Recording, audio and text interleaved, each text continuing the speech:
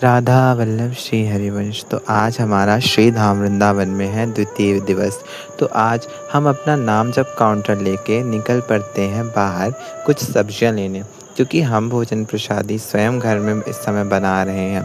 तो बाहर जाते हैं तो देखते हैं कि प्रसादी सेवा जारी है और इसके पश्चात हम जाके लेते हैं कुछ ताज़ी सब्जियां। और मैं, दादी, ओम, पलक चल देते हैं नीम करोरी आश्रम, जो कि पूज्य श्री नीम करोरी बाबा जी द्वारा स्थापित किया गया है। जब हम वहाँ जाते हैं तो हमें प्रसादी में श्री हनुमान चालीसा प्राप्त होती है।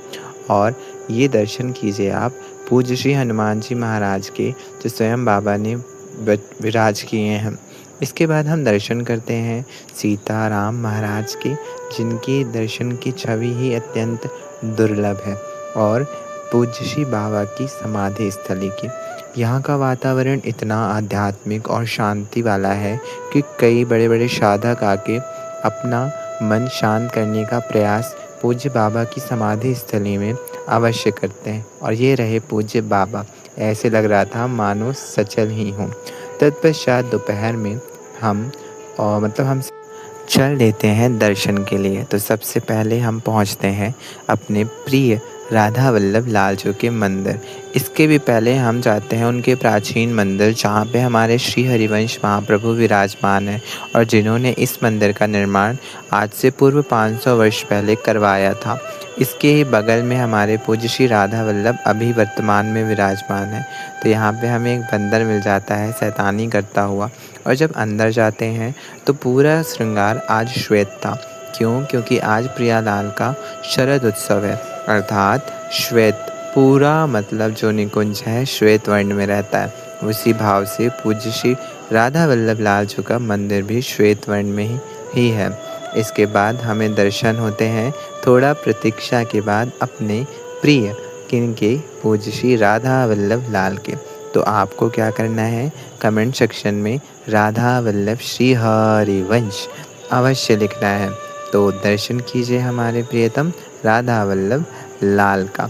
तो कुछ क्षण राधा वल्लभ जी के पास विराजमान होने के पश्चात या प्रतीक्षा उनके दर्शन करने के बाद हम चल देते हैं कहाँ, श्री हरिवंश महाप्रभु के पास। हरिवंश महाप्रभु के पास क्योंकि उनके बिना दर्शन के राधा वल्लभ लाल के दर्शन अधूरे हैं। वहाँ से हमें मिलती है कुछ प्रसादी और पहुँच जाते हैं सेवा कुंज, जो कि हमारे श्री हरिवंश महाप्रभु का प्राचीन स्थल है, जहाँ पे वो राधा वल्लभ लाल की सेवा किया करते थे। तो यहाँ भी काफ़ी अच्छे दर्शन हम लोगों को हुए। इसके पश्चात राधा दामोदर मंदिर। राधा दामोदर मंदिर की एक खासियत है कि अगर आप गिरिराज की 21 किलोमीटर की परिक्रमा नहीं कर सकते हैं, तो यहाँ की अगर आपने 4 परिक्रमा कर ली तो गिरिराज की परिक्रमा पूर्ण। और यहाँ से हमें मिलती है कुल्हड़ प्रसादी। कुल्हड़ प्रसादी पाने के पश्चात हम लोग चल देते हैं पूज्य श्री राधा रमण जी के मंदिर। लेकिन उससे पहले हम अपनी पूरी जो भी परिक्रमा है पूर्ण करते हैं, जो कि होती हैं संख्या में 4। तो सब समाधियों का दर्शन करते हुए ये हमारी परिक्रमा गिरिराज जी की संपन्न होती है। और इसके पश्चात पहुंच जाते हैं अपने राधा रमण लाल जी के पास। तो दर्शन करिए हमारे रमण बिहारी के। हैं तो बहुत छोटे, लेकिन अपनी एक कटाक्ष से किसी को भी अपनी सुंदरता में मंत्रमुग्ध कर लेते हैं। और इसी के साथ आज के दर्शन हुए हमारे समाप्त और 3 पहिया लेके पहुंच जाते हैं हम अपने आश्रम। तो जब रास्ते में जा रहे होते हैं तो आज भी अधिक मास के कारण लोग परिक्रमा कर रहे हैं, वो भी दंडवती परिक्रमा।